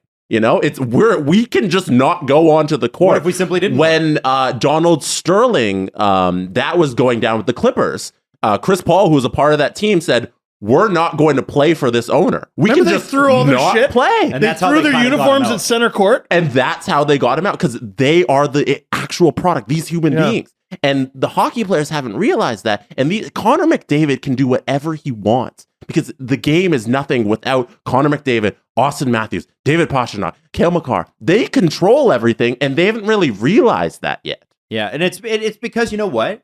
It's a pain in the ass. It is. It takes a lot of courage to do those things. And you got to sit there in front of the guy, the billionaire that cuts your check, and go, I'm worth more. And they could say to you, I know, but you know what? I could give you a real good job after you retire. That's important to note, Jesse, that it takes courage to do those things. And these are the things that soccer, the women's team is doing right now. That is a very courageous act. And sometimes, we got a podcast and it's easy to say things sitting in front of a microphone. It takes a lot of courage to do those things, but also, we can't do them.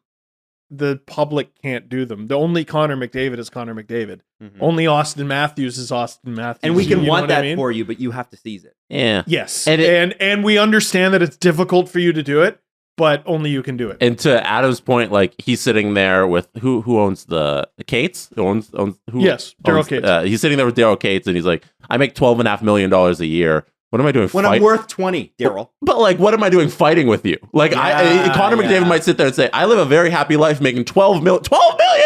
If one Imagine day you make $12 million, that's crazy. If one day Connor McDavid goes, I'm not showing up, but change would happen very fast. He can do that, but it takes a lot of courage and a lot of foresight for your brothers and sisters in the hockey world who you'd be fighting for. You have to realize everything that you can change by just standing up and fighting for your rights and what you deserve. As Alan says, paying the bill. Alan. I was about to ask, where did this conversation come from? These are the discussions you guys had, and they're fantastic. Well, Alan had. I was just there going, I don't know anything, but I'm interested. That's very interesting, Alan. Yeah. No, it's been the amount of knowledge downloaded just in player labor relations and stuff. You don't realize sometimes what you don't know, and I've been fascinated by this. Alan's passionate about it. Again, like I said, not everybody is. But you know what? If you care about people being paid fairly, if you work a job where you feel like I'm not compensated fairly for the amount I'm putting in, you can relate to this, right? Mm-hmm. As a hockey fan too, I care that the players get paid more than the owners. I'd rather see my money go towards them than the billionaires. Put anything into the? I don't know why it's a strange thing that came up, but every time I watch the NBA and I watch the NFL, I do think this, but I think it was Mark Lazarus that tweeted it. He's like, "Oh, here come the tweets from hockey fans. The trophy goes to the owner first in other sports, and they're gonna get mad about it." And I was like, I do get mad about that because I don't give a fuck. Yeah. I don't give a shit about the owner. They get to give the first speech and they thank God and their family, and it's like, bro, you weren't on the field. You did pay for this, but. No, it's backwards in every other league. I think it's weird. I think it's weird to want it as the owner. As an owner, you should 100%. If it were me, I'd be like, take it. I'll see it later. I would like to hold it at some point. Just because you cut checks doesn't mean you deserve to touch a trophy more than Patrick Mahomes. First. Mahomes deserves it. First. I can sign a signature too. It takes me longer than you because I'm not good at it. But slowest autograph in history. Takes me longer than you. Mm-hmm. You know what is the worst is that we talk about it on the show, that I have a slow signature, and then people see it in person and they're like, "Oh, you are slow." Nobody believes us. Nobody freaking believes us. Yeah. Yeah, but then there's like you're signing an autograph for someone and they're disappointed. Or they get to see the bit in Great action, feeling. so then it's like, oh, it's real. It's real. It's funny from the front of the line. I think people at the back of the line are like, "Fuck, So I'm going to be here for 45 minutes." That's the one thing Bettman has right is he gives the trophy to the captain. Of the team. yeah, absolutely. I want to touch on Jake Chychrun because he was scratched. Gavrikov's not going to play till he's traded. Chychrun will not play until he's traded, apparently. Now, we were hearing on Sunday that it was almost a done deal with LA. It is now, as of right now, it's 1:36 on Wednesday afternoon, and we still don't have a trade. When's this going up? When's this going up? Do you think it's today? It's a podcast day. It's today or Friday, Jesse. It's going to go up right after. It's not getting traded tomorrow. As soon as you're halfway back to Ajax is when it's going to happen. You know, like the one thing you can put your head on your pillow, it's not happening Thursday. That would be too convenient. No, Wednesday or Friday, it's happening. So here's what I'm thinking. Here's my theory. I'm going to tinfoil hat. A GM that really wants Chychrun found out that the LA Kings were basically had a deal done, and then called and said, "Okay, fine, I'll up it."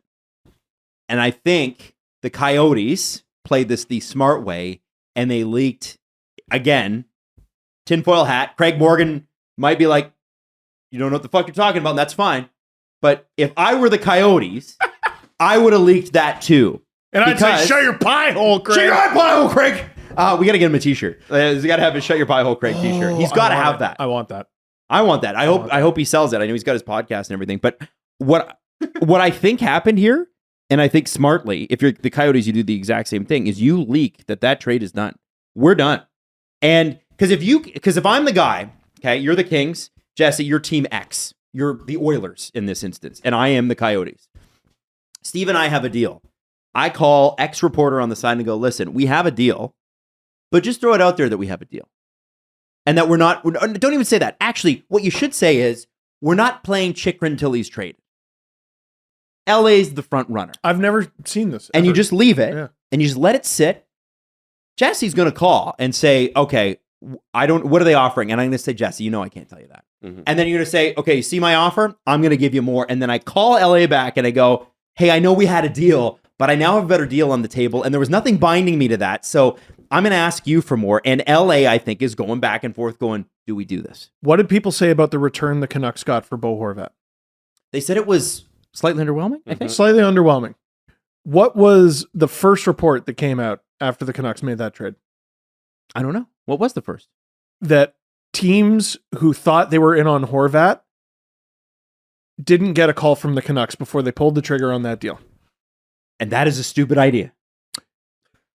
Teams wanted, yeah, but it's the nature of dealing with Lou Lamoriello, I guess. But teams did not get that opportunity, or rather the Canucks did not give themselves that opportunity to jack up the price. This is what Kekäläinen does. I wasn't surprised He's at all. so good at that. To see, oh yeah, no, he will sit there and wait. Like, I run the Blue Jackets. What do you think I'm concerned about? Winning hockey games? Fuck that. He'd rather lose Gavrikov in free agency, honestly. Honestly, yes, he would eat it, I think, before simply dealing him for less than his price. And the Coyotes, I mean, they're just hoarding draft picks. Like, the apocalypse is coming, and it's canned goods. The Last of Us. I mean, it's all part of our ethos right now. It's all. Anyway, that they're just sitting there, and I think the extra thing this season, and I kind of think, March 3rd is going to be Tumbleweed Town. Okay. There's incentive for the bad teams to get worse quicker. Mm-hmm. I think you're very right on this. And Because this guy's so good. Yeah. Yeah, and like I think everybody's trying to get rid of their assets early so they can suck a little longer. But here's how the Coyotes and the Blue Jackets get to have their cake and eat it too. Not only do they get to sit there and up their price, but they get to keep those guys out of the lineup, making their lineup worse. Mm-hmm. So they are just sitting pretty. They're getting everything they want. Somebody who could really use a first-line center is the Columbus Blue Jackets. And Connor Bedard is one hell of a first-line center.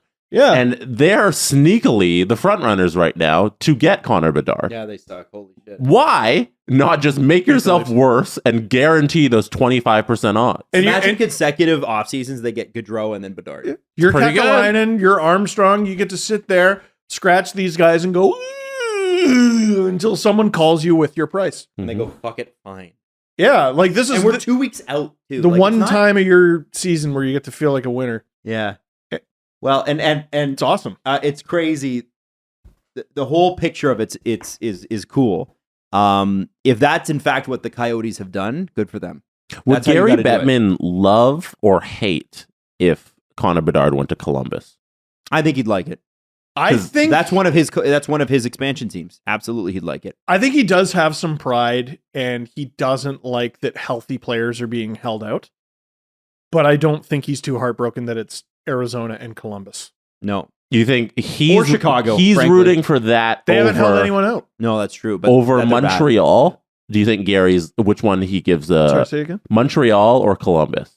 Would he rather it go to? Yeah, because one's like the historic franchise. Columbus. It He wants it doubles to- down on the market, or you think he The likes way the Gary- American market. The way getting he the looks boost? at it is Montreal doesn't need to be built; it's built. Yeah. That is a skyscraper. We got a nice little bungalow in Columbus that we'd like to expand Yeah, on. but sometimes you got to polish the crown jewels. No Like- offense to Columbus. Yeah, he did. He gave them the first overall pick last year. Oh yeah, you're right. Columbus.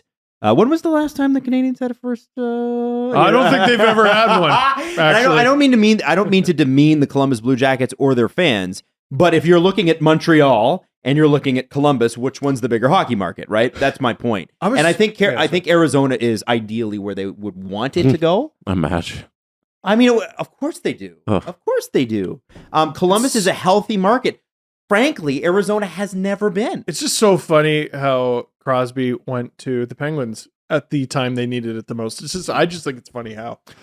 Hey, as a small business owner or hiring manager, you know what success in 2023 is going to look like to you, and you know it depends on your team members and the people you surround yourself Mine was how big of a boat I can buy. with.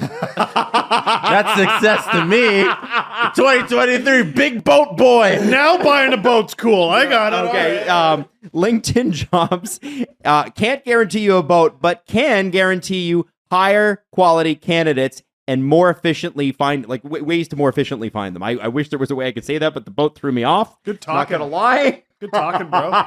LinkedIn Jobs helps you quickly attract qualified candidates. Listen, we run a small business too, and it is very, very hard to find the right people with limited resources. You want to pay them properly, and you want to make sure they can come in and feel empowered to do their job. And LinkedIn Jobs can help you with that. It makes it easy to rate applicants based on your job qualifications. LinkedIn Jobs helps you find qualified candidates that you want faster. Post your job for free right now at linkedin.com/SDP. That's linkedin.com/SDP to post your job for free. Terms and conditions apply. Did you guys know that Disney is going to air an animated NHL game broadcast on March 14th? You heard about this? Oh, So this Like we talk about growing the game. This is a cool idea. And I can't play you the teaser because we don't have access to the in-studio at the moment, but My computer's dead. the first of its kind alternate presentation will leverage NHL Edge positioning data, puck and player tracking, to recreate the action on the ice as it's happening while featuring Big City Greens characters, which is a big show, skating alongside the animated versions of NHL players. So the real-time animation will be produced in association with ESPN Edge, and there will be ESPN commentators calling the action for NHL Big City Greens Classic and Big City Greens Talent, including people who actually voice the characters, will be featured in the presentation. It's the first of its kind, and essentially it looks like a video game from about 20 years ago. It's really fascinating. It's kind of a cool idea. and some of you are going to roll your eyes and say this is friggin' stupid. It does amazing numbers. Oh, I bet it does. Because These what was the cartoon ESPN one? broadcasts? Wasn't it Not Lego? ESPN, Disney, Nickelodeon. Nickelodeon did. Nick it Lego? does football games. Right. And look at it. It doesn't actually look to be, I'm looking at the graphics, you can see the teaser, but that's how it's going to look. Dude, that looks cool. It looks cool. It's a neat idea. That's awesome. It's a great way to get maybe a younger audience involved. I'd watch it. Yeah, Sure. So CBS and Nickelodeon are owned by the same parent company, and they air a couple football games every year. Like every week they'll have a kids game, and like Nate Burleson like hosts it, and they're like I love Nate Burleson. they get slimed. Yeah. Like the players and stuff. It's really cool. It's a kids broadcast for NFL games. It's really fun. Great. This is an opportunity to do a callback to something from last episode that I did not expand on and you were mad about. Remember that? When we were talking about VR and No, I don't want to talk about that. reality? You guys thought it was the dumbest thing in the world. No, I thought it was cool. Oh, No, I actually thought it was VR is silly. You look goofy. You do look goofy. okay. No, but this was a misunderstanding of what you were misunderstanding what augmented reality is. Yeah. So it's like complimentary as I understand it. Mhm. So I wore a device on my head, but it wasn't as clunky as the friggin' Kleenex box that you got to put on your head, like for the Oculus or whatever. Sure. Which they make great games. It's super cool. It's just you look like a bit of a silly goose sometimes. So I'm wearing these glasses. It's a prototype. It's not available to the public. And I'm watching the game in front of me. The glasses are obviously see-through. They're like regular glasses. But the players are skating around and I can highlight the game I saw was Leafs Boston. It was the last game of the season. I'm able to highlight the Bruins. I'm able to highlight the Leafs. If I want to focus on Timothy Liljegren, I'm able to select Timothy Liljegren on my phone. Mhm. They're hooked up to my phone. I'm able to, if I get bored, if I'm a kid, I'm wearing these, I get bored, I'm able to fire pucks at the ref. Nice. I can fire pucks at the ref. I can make Carlton the Bear come out of center ice with lasers mid-shift. I'm able to get stats from players between whistles, and it just appears on my face. And the game has started again. I'm able to turn it off. This shit, when it hits the public, is gonna be gangbusters. The technology is good. Just to be clear, you love augmented reality, but you hate virtual reality. I don't hate virtual reality. The shit I was wearing looked way cooler. Who cares what you look like while you're wearing the device? Oh, it doesn't matter. It could make the experience better. It 100% could make the experience better. It can make the sport easier to understand. Mhm. There could be functions added to it. I'm telling you, it's coming not just to hockey, but to all sports, and it's friggin' sick. And the player tracking technology, which It's very is, cool. It's so Very cool. The technologies are very similar for the cartoon broadcast and for this augmented reality. And for, you're wondering, is it sticky? Is it glitchy? No. 1-to-1. Smooth as peanut butter. Nice. It's fucking awesome. That's cool. You're Yeah. smooth as peanut butter. These alternate broadcasts and these virtual and these augmented realities, they're great innovations, and people should keep doing it. Like even even little stuff like watch this Leafs game with Steve Dangle. Like that's sidecast, the Manning cast. Like all these things are very creative ideas you can do with traditional broadcasts, and we're gonna keep developing and piling onto it where we get to the point where those things are commercial grade. Your augmented reality that you got the exclusive Steve Dangle preview of. Will be available to everybody. I love that kind of stuff. I think it's cool as shit. On the business side as well, Diamond Sports Holding, which owns Bally Sports, regional sports networks, has officially skipped its $140 million debt payment. It enters a 30-day grace period. Will, according to Maury Brown, who is a Talk show host. No, Maury Brown is a senior it's contributor Povich. for Forbes. Also worked for USA Today and Fangraphs and Baseball America. Will undoubtedly file for bankruptcy on the heels of AT&T, Sportsnet, RSNs paying less for the Rockies, Astros, and Pirates earlier this week. Thomas Drance retweeted this. Bally Sports is the regional broadcast partner for 12 NHL teams. So not national games, but local games. It is going to be very, very interesting.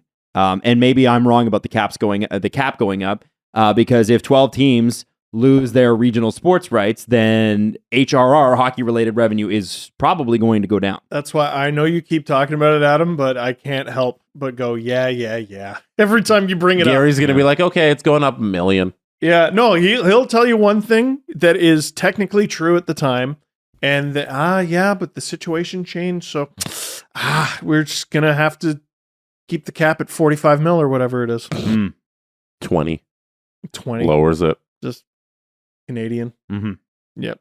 Mm-hmm. We're going to have to pay the players in Canadian dollars this year. Hope that's okay. Ruples? Why not? Let's do the press conference. The Presser. SDP. The Steve Dangle Press Conference.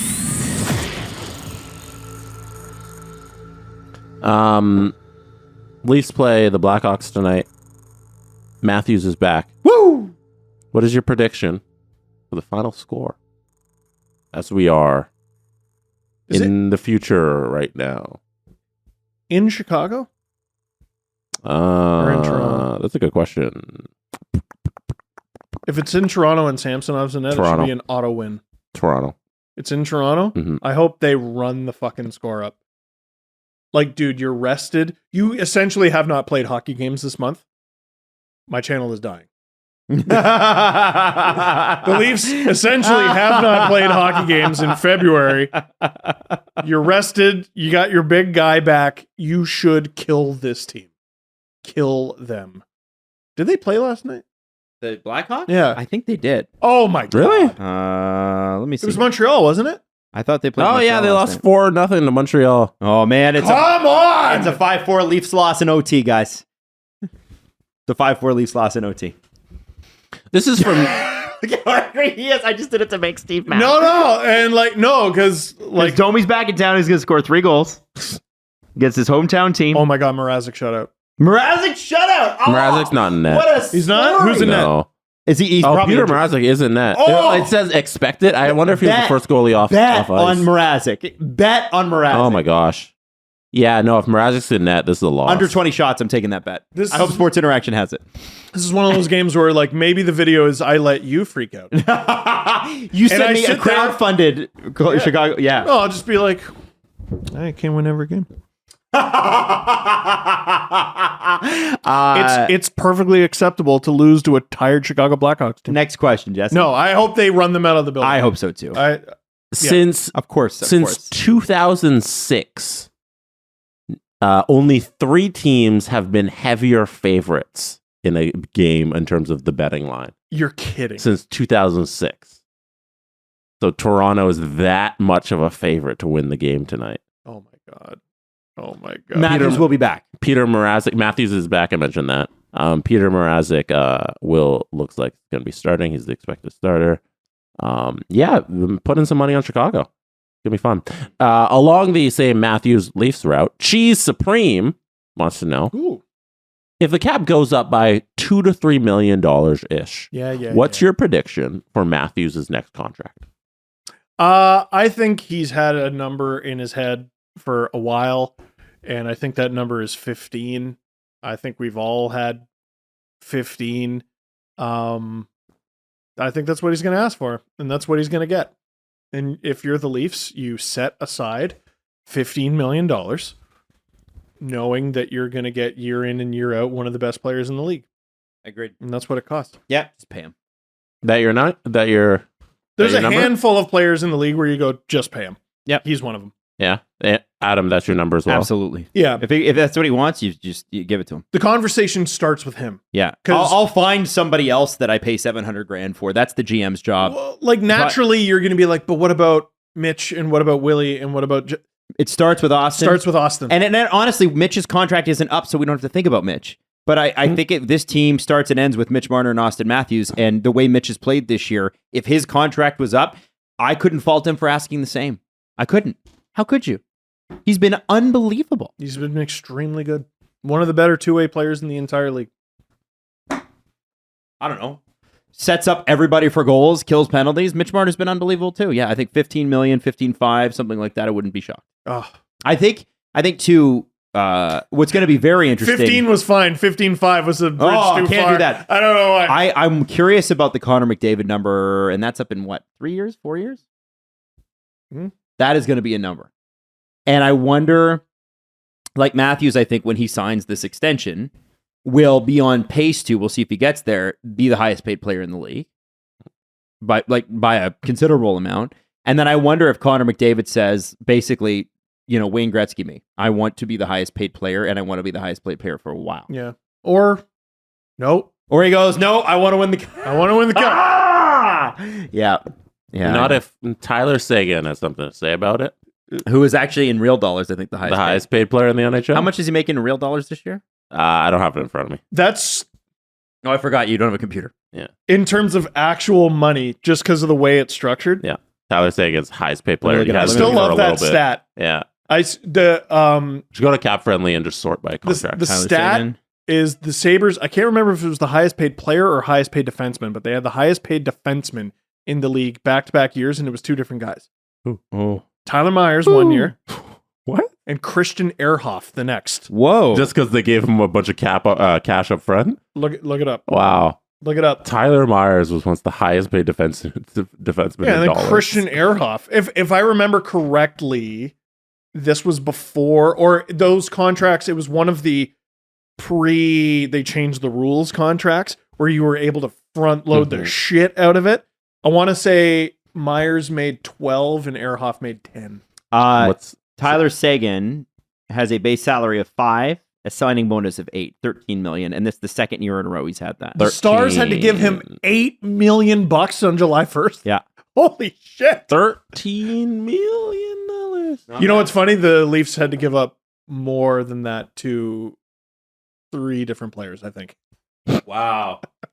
Wow. Go look up the structure of Matthews and Tavares and Marner's contract. I would like to end the show by saying that the New York Rangers have won 5 games in a row and have not lost since acquiring Vladimir Tarasenko. You know what? You guys haven't had the stones to say it, but let me be the first member of the Steve Dangle podcast to say, for the New York Rangers, I think it's cup or bust.